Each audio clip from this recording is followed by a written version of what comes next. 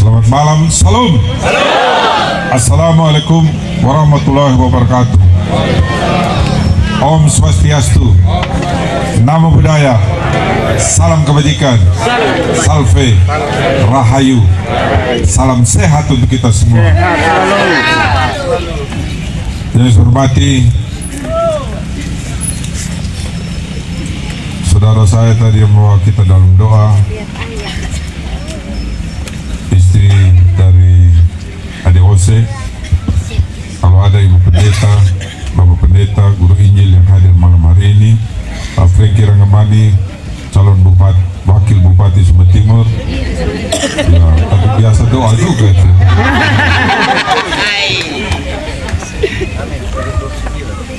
Anggota DPRD Adik Abdul Haris, Pak Pendeta Hendal, ketua tim kerja dan kawan-kawan, pimpinan partai politik, itu partai politik, adik saya tadi Madoke, Manauba, yang mewakili rasa hati keluarga. Kita semua yang hadir malam hari ini yang saya hormati, saya kasih, saya banggakan. Di panggung ini saya menemukan kedamaian. Amin. Betapa tidak, dari panggung-panggung yang saya datangi selalu meminta dan mengklaim bahwa harus dilakukan ini. Tetapi di sini saya menyatakan demikian karena sesungguhnya yang diminta setara juga dengan otokritik pada dirinya sendiri. Terima kasih untuk itu. Saya mendengar tadi bahwa ada beberapa persoalan di sini, dan saya pikir apa yang disampaikan itu adalah sesuatu yang lumrah, dan kepada siapa lagi harus disampaikan pada orang yang paling bertanggung jawab. Bapak Ibu saudara-saudara sekalian, saya sangat memahami suasana batin masyarakat kali ini, karena berbeda kita menjadi bupati, wakil bupati 10 tahun yang lalu, 20 tahun yang lalu dengan menjadi bupati dan wakil bupati hari ini. Oleh karena itu saya sampaikan sama adik Franky, menjadi pemimpin kali ini adik berbeda dengan senior-senior kita yang lalu. Hari ini masalah apapun, sekecil apapun yang menjadi tugas dan tanggung jawab, katakanlah seorang RT, seorang lurah, seorang camat, seorang kepala dinas, ujung akhirnya bupati, apalagi saat-saat momen politik begini. Di pasar impres sana WC-nya mampet, bupati tidak beres. Kenapa ini WC-nya mampet? Orang berjualan di pinggir jalan, bupati ini tidak beres. Ya. Betul itu Bapak. Ada kemacetan sedikit, bupati ini tidak beres. Orang kena tilang, bupati ini tidak beres. Semua bupati, Bapak Ibu saudara sekalian. Ya. Tetapi adakah saya kecewa? Tidak.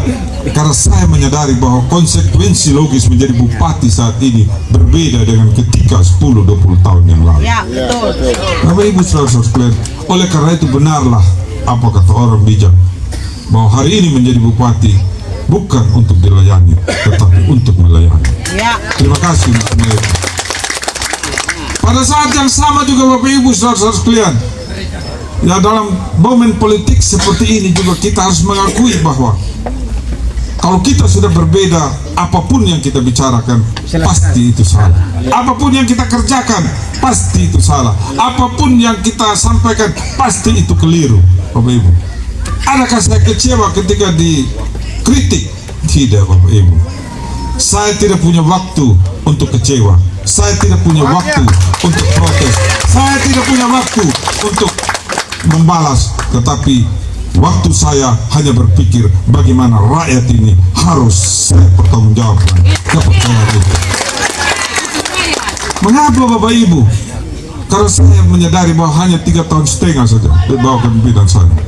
Periode saya pendek, masalah saya banyak, sumber dayanya itu terbatas. Dalam posisi itu maka kreativitas dan inovasi itu menjadi penting. Karena apa yang saya omong di atas panggung, apa yang saya perdebatkan ketika debat kandidat, saya harus pertanggungjawabkan Dan ketika saya debat di 2020 yang lalu, sama seperti yang disampaikan oleh Pak Franky Ranubani. Terima kasih adik, sebagai junior yang baik, engkau telah mengingatkan saya. Amin. Bapak Ibu saudara sekalian, tentu pertanyaan yang disampaikan oleh Madoke tadi benar itu. Tapi saya mau sampaikan pada kita sekalian, saya tidak pernah berusaha untuk mencuci tangan, tidak. Tetapi saya akan memotret, saya akan menjelaskan secara baik. Karena ini ada juga anggota dewan yang terhormat.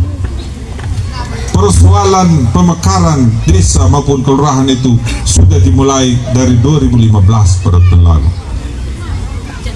Tetapi ketika saya dilantik 21 Februari 2021, yang saya lakukan apa? Dua hal penting. Saya panggil seluruh kepala dinas. Saya katakan bahwa satu, kita harus memulai dengan data yang benar. Semua kepala dinas saya sampaikan. Dan yang kedua, yang saya sampaikan, setiap dinas, setiap OPD, setiap kecamatan, setiap desa harus satu OPD, satu inovasi. Itu yang saya lakukan pertama, Bapak Ibu. Dan tugas tambahan ketika itu saya panggil Sekda almarhum pada waktu lalu. Saya minta laporan yang berkaitan dengan pemekaran desa dan kelurahan. Apa Bapak Ibu saudara sekalian? Informasi bahwa data itu sudah sampai di provinsi. Saya tanyakan provinsi, dan saya punya akses sana. Sampai di sana Bapak Ibu tidak ada data Sumba Timur. Saya berani mempertanggungjawabkan apa yang saya sampaikan. Maka mulai dari itu saya terus memerintahkan, dan setiap bulan, setiap 3 bulan saya tanya terus kepala dinasnya, mana progresnya yang berkaitan dengan ini. Syukur puji Tuhan Bapak Ibu, hari ini dokumen tersebut sudah ada di Kementerian Dalam Negeri dan akan dilakukan verifikasi. Satu tahapan lagi, mudah-mudahan Tuhan perkenankan bisa menjadi. Pertanyaannya, apa yang disampaikan oleh Madoke tadi, Menauba tadi, ya, yang mewakili kita semua. Karena itu juga Pak Abdul Haris juga ya pernah menyampaikan dalam sidang dewan yang terhormat pada Dita itu seperti apa untuk menjadi kelurahan pemekaran. Bapak Ibu, aturannya Bapak Ibu, jumlah penduduk dan luas wilayah. Untuk Papua dan NTT itu luasannya harus 7 km persegi luasannya. Tetapi kalau untuk Jawa sana hanya butuh 3 km. Oleh karena itu ketika kita mau mekarkan ini Bapak Ibu saudara-saudara sekalian, ya, pada Dita ini menjadi kelurahan itu, dia akan mematikan kelurahan induknya kalau sekiranya kita harus mengambil lagi dari Kamaniru Bapak Ibu saudara-saudara sekalian. Itu persoalannya, luasnya itu tidak sampai. Tetapi kita tidak diberi juga otak yang sama dengan otak yang di luar manusia. Kita diberikan akal oleh Tuhan. Kita lihat celah juga di situ. Dimungkin kalau kawasan tertentu yang memungkinkan untuk kita bisa mengusulkan Bapak Ibu. Dan itu yang saya sampaikan pada saat saya bilang tidak boleh ada jalan buntu dalam pemerintahan ini. Harus melihat celah seperti apa. Kalau dia itu menjadi kawasan khusus, katakanlah pariwisata atau kawasan perkotaan yang khusus, itu bisa untuk nanti kita upayakan, kita doakan. Oleh karena itu, mengenai apa yang disampaikan tadi oleh Madoke tadi itu, bahwa kita juga tidak boleh hanya membangun jalan yang ke hotel. Madoke saya mau sampaikan, kita membangun jalan bukan karena siapapun hotel, tidak ada urusan kita. Tetapi ketika kita membangun infrastruktur jalan menjadi mulus semuanya, akses pergi ke hotel itu, tingkat hunian yang menjadi meningkat, PAD kita meningkat, kita dapat duit akan lebih banyak, mudah untuk kita kreasi untuk membelanjakan nanti untuk membangun jalan lingkungan. Logika pikirnya seperti itu Bapak Ibu saudara-saudara. Kembali kita yang berkaitan dengan pemekaran. Oleh karena itu, ya, persoalan luasannya itu yang tidak memungkinkan Bapak Ibu. Tetapi saya juga tidak berjanji menyatakan bahwa sudah pasti kalau kita mengusul. Tapi saya mau katakan bahwa saya sudah perintahkan asisten untuk mengusulkan pada Dita ini sebagai daerah atau wilayah khusus yang pengembangan ke depan sebagaimana disampaikan Pak Abdul Haris. Sehingga dengannya bersyukurlah warga Padita. Saya dulu pernah menjadi lurah pada Dita juga, ini menjadi sebagian, itu menjadi bagian dari Perliu pada waktu lalu. Kosong banyak, malah saya juga ditawarin oleh pertanahan juga dulu di pinggir-pinggir sana, masih banyak yang kosong-kosong. Tetapi yang saya mau katakan, pesannya kita hari ini Bapak Ibu saudara-saudara sekalian, bahwa bersyukurnya kita orang warga Padita, karena sesungguhnya wilayah ini adalah wilayah pusat pertumbuhan yang baru. Nanti 10-20 tahun yang akan datang itu pasti menjadi rebutan di sini, ya. Sebagaimana saya sampaikan pada waktu saya berpidato, terima kasih Mbak Doke mengingatkan saya katakan bahwa ketika saya SMP dulu Pasar Impres itu dibangun, tidak ada yang mau masuk kita orang asli, hanya orang Bima yang datang di sana. Ini Pak Abdul Haris masih lebih kecil kan, dia lebih junior. So, tidak ada, kita main di lapak-lapak pasar-pasar itu, kita tidak ada orang mau masuk, hanya orang Bima. Tapi sekarang coba cari di sana. Oleh karena itu yang sudah ada di lapak situ sebenarnya bertahanlah. Ini saya bilang bertahanlah. Jangan kamu tinggalkan itu, karena kalau kamu tinggalkan itu selesai nanti, kasihan nanti. Orang akan berebut. Dan di bawah kepemimpinan saya memprioritaskan warga Padita untuk menempati lapak-lapak tersebut. Ya. Dan kita terus, yang Doke sampaikan juga tadi itu, kalau ketulusan, keikhlasan itu kita bangun itu sumur itu karena ada protes dari warga pada waktu itu. Tidak ada duitnya, ini Pak Abdul Haris, tidak ada dalam APBD itu gali itu sumur itu. Saya minta bantuan sampai itu Pak Maris itu, kau bantu dulu, saya bilang, kamu sudah banyak itu dapat proyek dari pemerintah, bantu juga, tolong. Dia bantu Bapak Ibu saudara, kan dia juga orang agama, orang berdoa juga dia bor, ternyata memang sebagaimana yang Mbak Doke sampaikan tadi itu, ya, airnya itu tidak payah sama sekali, enak, dingin malah. Karena itu apa? Ketulusan dan keikhlasan yang saya selalu sampaikan. Kalau ada niat tulus ikhlas, bertemu juga dengan jodoh dengan yang baik. Apa yang disampaikan tadi, saya suruh ada Franky, kau catat, kau sampaikan sana. Kalau memungkinkan untuk kita naikkan, kalau debitnya besar, kasih naik dia di tower yang agak tinggi supaya bisa di dalam jangka pendek. Karena dalam jangka panjang Bapak Ibu ada program GII namanya, ya, kerjasama Kemenko Marves, ya, investasi dan maritim itu dengan pemerintah Jerman. Itu berkaitan dengan pelayanan air bersih perkotaan itu.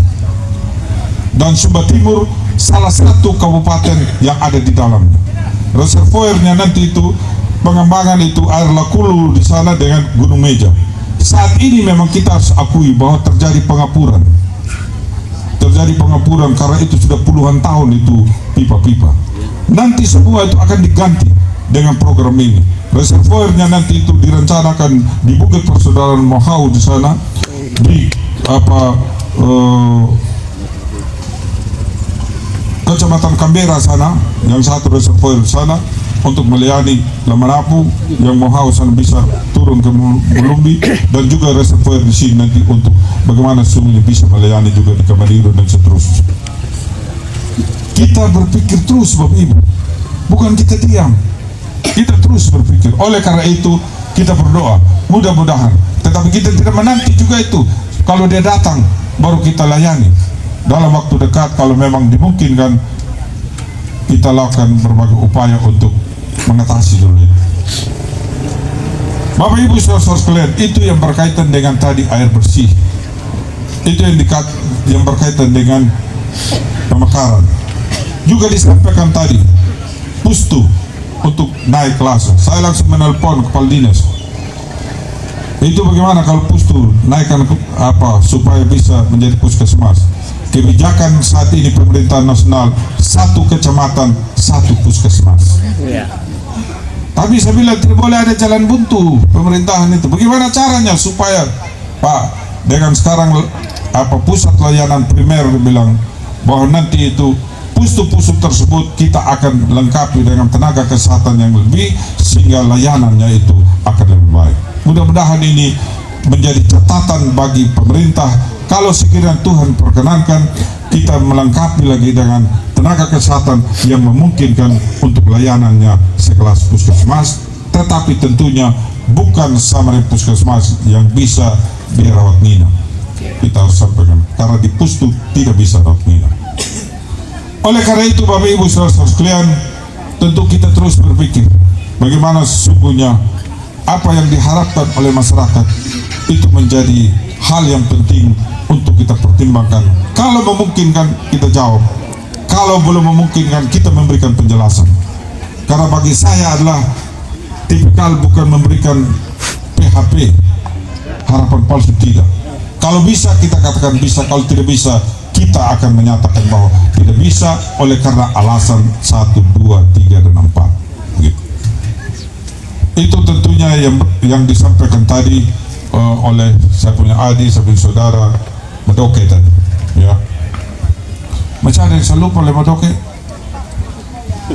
di antara yang AA Ari sampaikan ini lagi ya. Mengapa saya pahami, saya mengerti Bapak Ibu, sekarang saya sangat memahami filosofinya. Filosofinya adalah seorang pemimpin adalah bahwa sesungguhnya sebelum dia bertanya, kau memberikan jawaban. Sebelum ia meminta, kau harus sudah memikirkan untuk bisa memberikan padanya. Oleh karena itu Bapak Ibu saudara sekalian, saya mau sampaikan pada kita semua hari ini bahwa 3,5 tahun sebagaimana yang disampaikan itu kita sudah berjuang mati-matian. Karena ujung akhirnya kalau kita membangun dalam rumah tangga ibaratnya sekarang ini Sumba Timur rumah tangga besar, kumpulan dari rumah tangga yang ada di Kameniru, ada di Padedita, ada di Lamanapu, ada di Muliru dan seterusnya dan seterusnya. Intinya ada butuh modal, butuh kapital untuk membangun. Bagaimana caranya supaya dapat duit cepat? Pinjam. Tapi kalau pinjam itu pasti ada bunganya. Tapi saya tidak lakukan Bapak Ibu untuk pinjam. Pemerintah kabupaten yang lain pinjam dorong. Tapi saya tidak mau, karena saya berpikir dalam keadaan APBD normal saja kita sudah baku tengkar ya, berdinamika sangat keras dengan DPRD. Apalagi kalau kita pinjam, tidak tahu lagi macam apa lagi DPRD. Nah benar itu. Saya tidak pinjam. Yang kedua, ya jual aset. Kalau mau dapat duit cepat, kan begitu juga kita kalau mau dapat duit cepat, ya toh. Kalau kita ada motor, jual cepat motor, dapat uang lebih cepat. Kalau ada orang apa jual rumah, jual tanah dan seterusnya, mau tinggal di mana lagi? Tapi di Kabupaten Sumba Timur mau jual apa yang dijual? Tidak ada yang mau dijual. Karena aset pemerintah itu tidak semudah kita mengalihfungsikan ya untuk macam kepemilikan pribadi, panjang, tidak mungkin kita jual. Yang ketiga adalah Bapak Ibu saudara sekalian, itu tadi kita membuka akses, mempertanggungjawabkan yang kita dapatkan untuk ada kreativitas, ada inovasi untuk kita mendapatkan penghargaan dari pemerintah pusat. Walaupun ada juga yang bilang begini, ini bupati piagam penghargaan, bupati sertifikat.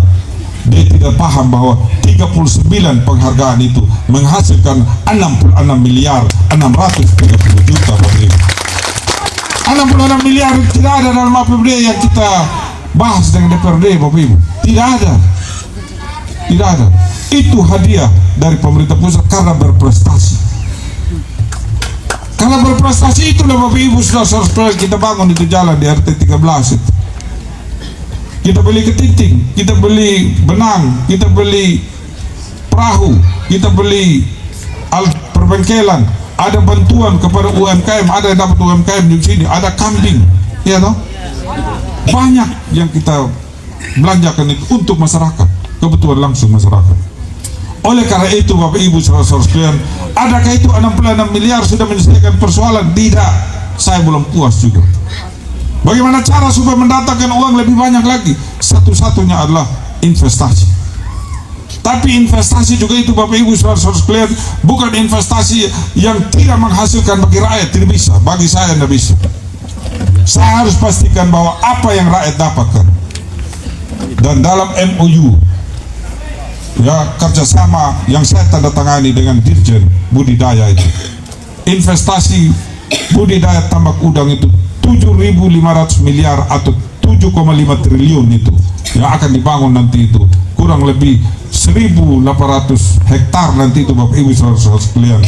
rekrutmen tenaga kerjanya pada level menengah ke bawah itu harus orang Sumba Timur diprioritaskan. Itu ini. Dan kita berharap bahwa kita harus menjadi orang-orang yang bisa cerdas. Kalau sekiranya nanti di sana sudah terjadi aktivitas konstruksi dan seterusnya, saya berharap kita juga di Padadita adalah orang-orang yang beruntung oleh karena hadirnya investasi tersebut. Kita menjadi pedagang di sana, kita menjadi membuka sektor informal yang memungkinkan mendatangkan income bagi masyarakat itu sendiri. Oleh karena itu Bapak Ibu saudara sekalian, terima kasih untuk hati dari Bapak Ibu yang malam hari ini mau bersama dengan kami.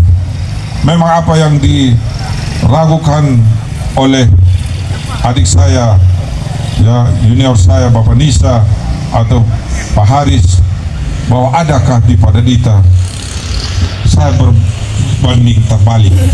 Justru saya yakin, saya hakul yakin, pasti saya dan Pak Franky di Padadita masih ada hati yang mau sehat dengan kami. Tadi tidak banyak Bapak Ibu saudara-saudara sekalian, saya dan Pak Franky ini ya yang apa adanya, terlahir dari rahim rakyat, orang biasa, dan tidak neko-neko, tidak macam-macam, tidak buat-buat. Kalau ada lagu mau joget-joget aja, tidak apa-apa, aman aja, tidak buat-buat, tidak jaim-jaim. Mau apa yang mau dijaim? Karena periodisasi ini pendek, hanya 5 tahun. Toh kalau 5 tahun terpilih lagi, jadi lagi. Sekarang macam kita 3,5 tahun, terpilih lagi 5 tahun, 8 tahun setengah, habis itu jadi masyarakat kayak Bapak Ibu juga. Apa yang mau dijaim? Tidak ada, biasa aja hidup ini. Tidak ada, ya, tidak ada. Oleh karena itu, yang saya mau sampaikan Bapak Ibu saudara-saudara sekalian, saya dan Pak Franky tidak mungkin berubah.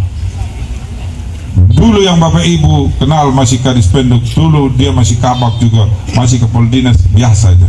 Kalau Tuhan perkenankan di periode yang kedua, orang bilang semakin berisi semakin merunduk. Justru kita lebih sabar, lebih ditempa lagi oleh waktu, lebih ditempa oleh situasi. Tidak ada dasar untuk kesombongan, karena jubah kesombongan itu hanya milik Tuhan pemilik hidup. Terima kasih untuk saudara-saudaraku semua.